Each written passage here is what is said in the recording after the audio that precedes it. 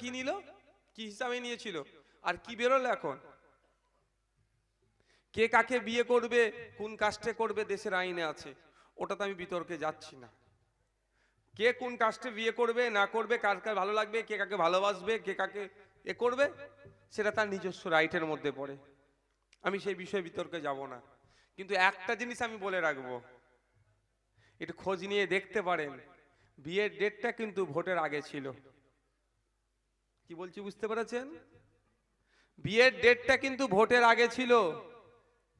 তৃণমূলের কোন এক বড় নেতা বা নেত্রী ওকে বুঝিয়েছে, তুই বিয়ের আগে, ভোটের আগে যদি বিয়েটা করে নিস তাহলে হেরে যেতে পারিস, আগে ভোটটা পার কর তারপরে বিয়েটা করবি। মানে কেমন বোকা বানানো হচ্ছে বুঝতে পেরেছেন তো? আমার কাছে যতটুকু খবর আছে, তো ভোটটা নেওয়ার পরে বোকা বানাবে। যাক, সে কবে বিয়ে করবে তারও ব্যাপার, সেই নিয়ে আমি বিতর্কে যাচ্ছি না। কিন্তু প্রশ্ন আমার এখানে, আপনারা কাকে ভোট দিয়ে বিধান পার্লামেন্টে পাঠালেন?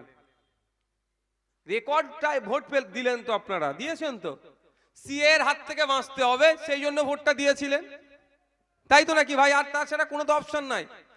যখন সিএ নিয়ে ভোটাভুটি হচ্ছিল, যখন ওইটাই নিয়ে ডিবেট হচ্ছিল, আপনার এমপি তখন কটা কথা বলেছে এটা আপনাদের জানা দরকার তো। যখন ভোটাভুটি হচ্ছিল আপনার এমপি সিএ এর বিরুদ্ধে ভোট দিয়েছে তো? কি মনে হয় দিয়েছে? খোঁজ নিয়ে দেখুন, ভোটদান থেকে বিরত ছিল, অর্থাৎ বিজেপিকে বকলমে সহযোগিতা করেছে। তো আগামী দিন যেটা আসতে চলেছে, আবার এই ধরনের ইস্যু তৈরি করবে বিজেপি আর তৃণমূল। বিজেপি ভালো করে জানে স্বপ্নেও বসিরহাট সিট ওরা জিততে পারবে না। এখান থেকে যদি আইএসএফ এবারে বেরিয়ে যায়, আমরা তো এখানে প্রার্থী দেব। বিজেপি ভালো করে জানে এখানে বিজেপির কেউ জিততে পারবে না।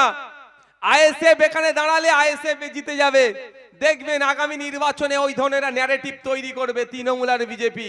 তৃণমূল সব সময় চাইবে দিল্লির বিজেপি শক্তিশালী থাকুক, আর দিল্লির বিজেপি সব সময় চাইবে পশ্চিম বাংলার তৃণমূলও সুরক্ষিত থাকুক।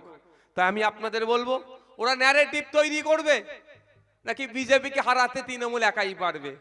যদি সত্যিকারের অর্থে বিজেপিকে হারাতে তৃণমূল একাই পারত, তাহলে 3টে এমএলএ সিট থেকে 77টা সিটে বিজেপি পৌঁছাতো না। তৃণমূল চাইছে বিজেপি এখানে ঠিকঠাক থাকুক, কারণ বিজেপির ভয় দেখিয়ে একটা হেভি অংশের 30% যে ভোট আছে, 27 থেকে 30% ভোট নিজের কম পকেটের মধ্যে ভরে রাখতে পারবো। আর বিজেপি না থাকলে এই ভোটকে সিএ এর ভয় দেখিয়েও আটকে রাখতে পারবে না। সেই জন্য সুকৌশলে বিজেপি আর তৃণমূল আমাদেরকে বোকা বানাচ্ছে। তাই আমি আপনাদের কাছে অনুরোধ করব, 2021-এ বুঝতে পেরেছেন কি নাটক করেছিল আমাদের সাথে? 2021 নির্বাচন আসলো, সিএ এর কথা অনেক উঠলো, নির্বাচন শেষ, সিএ এর কথা সবাই ভুলে গেল। 2024 নির্বাচন আসছে, অমিত শাহজি 23-এর শেষের দিকে কলকাতায় এসে কি বললেন, হাম সিএ কারকে রাখেঙ্গে, মানে সিএ হবেই হবে। 2019 সালে ঠিক যেভাবে বলেছিল সিএ হবে, 2024-এও একই ভাবে বলছে সিএ হবে। আমি একটা কথা আপনাদের বলে যাই, অমিত শাহজি কেন, প্রধানমন্ত্রীও সিএ করতে পারবে না। সুপ্রিম কোর্টে নওশাদ সিদ্দিকীদের মতো যারা কেস করে রেখেছে, আগে আমাদের ওখানে কেসের রায় হোক, তারপরে সিএ নিয়ে ভাববে।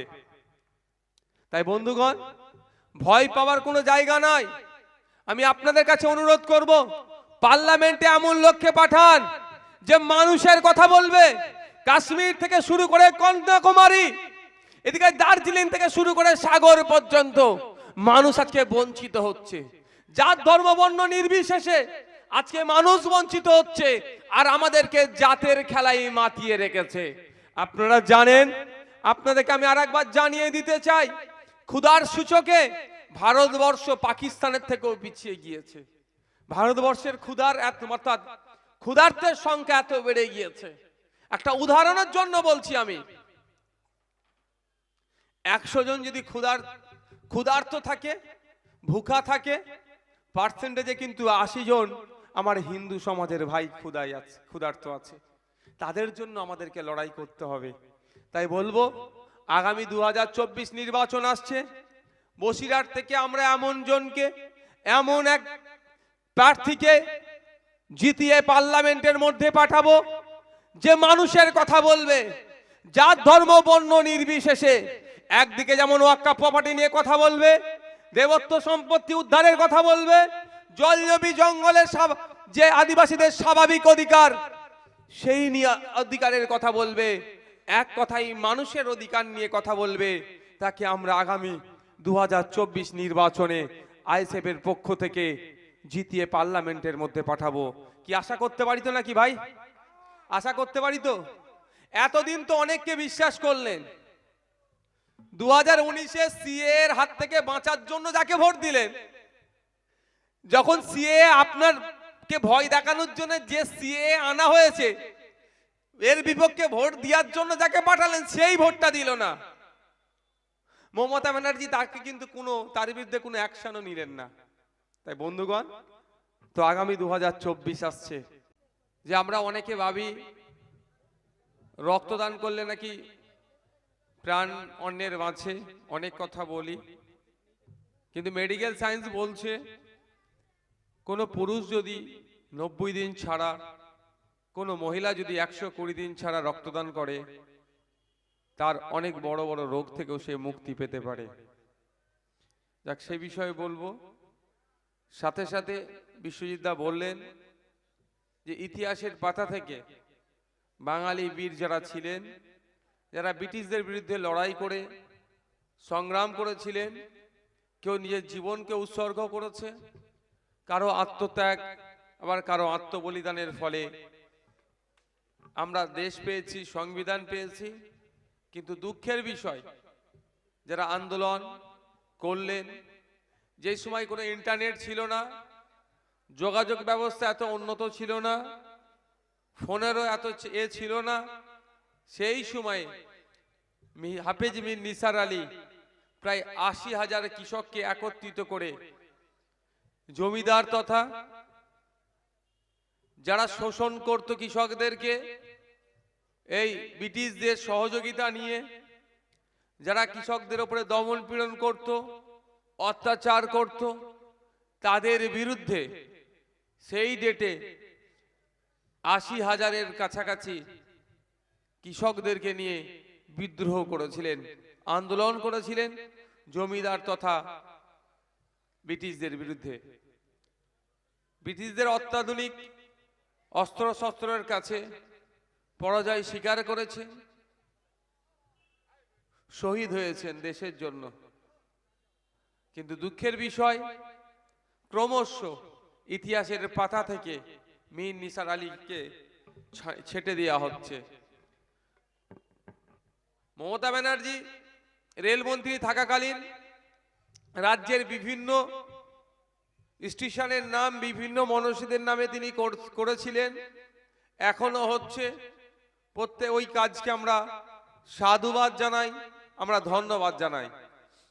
কিন্তু এটাও সাথে সাথে আপনাদের জেনে রাখা দরকার, ঠিক কি কারণে কলকাতাতে এয়ারপোর্ট নিউ গড়িয়া একটা রেল লাইন হচ্ছে, মেট্রো রেলের কাজ চলছে। মেট্রো রেল কর্তৃপক্ষ ঠিক সল্টলেকের কাছাকাছি, সম্ভবত সিটি সেন্টার 2 যেটা আছে বর্তমানে, ওখানে মেট্রো রেলের একটা প্ল্যাটফর্ম করেছে, স্টপেজ দিয়েছে। মেট্রো রেল কর্তৃপক্ষ এই মহান স্বাধীনতা সংগ্রামী কৃষক আন্দোলনের একটা প্রথম শ্রেণীর নেতা, যার আন্দোলনের ফলে কৃষকরা কিছুটা হলো সুরাহা পেয়েছিল, যার আন্দোলনের ফলে ব্রিটিশরা কম্পিত হয়েছিল, ভয় পেয়েছিল, সেই মহান ব্যক্তির স্মরণে কলকাতা যে নিউ গড়িয়া আপনার এয়ারপোর্ট রেল মেট্রো রেলের যে যোগাযোগ ব্যবস্থা হচ্ছে, সেই একটা স্টেশনের নামকরণ করেছিল। আমাদের রাজ্যের মুখ্যমন্ত্রী জানি না কি কারণে, আমি আবারও রিপিট করছি, ভিতরে কি কারণ আছে জানি না, সেই নামটাকেও কিন্তু খারিজ করেছে। অর্থাৎ স্বাধীনতা সংগ্রামী হাফেজ বীর নিসার আলী সাহেবের নামে কলকাতাতে যে মেট্রো রেলের একটা স্টেশনের নামকরণ হচ্ছিল, আমাদের রাজ্য সরকার সেটাকে বাতিল করে দিয়েছে। সেটাকে বাতিল করে যদি অন্য কোনো আরো মহান নাম ব্যক্তির নামে হতো, সেখানে হয়তো তর্ক বিতর্কটা সেই অর্থে করা যেত না। কিন্তু আমরা কি দেখলাম, নামটা বাতিল করে দিয়ে